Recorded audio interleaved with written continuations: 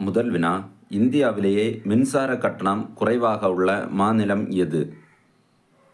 விடை தமிழ்நாடு.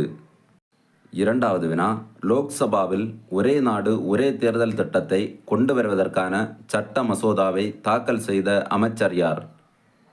விடை சட்டத்துறை அமைச்சர் அர்ஜுன் மேக்வால்.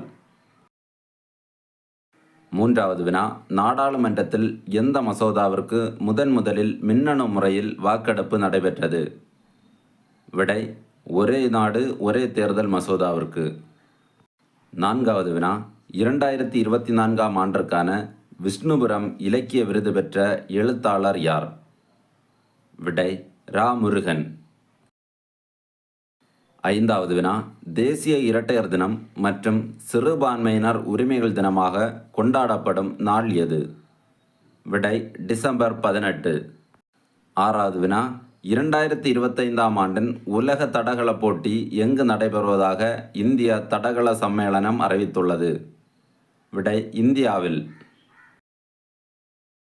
ஏழாவது வினா, 9வது மகளிர் ஜூனியர் ஆசிய கோப்பையின் சாம்பியன் பட்டம் வென்ற அணி எது?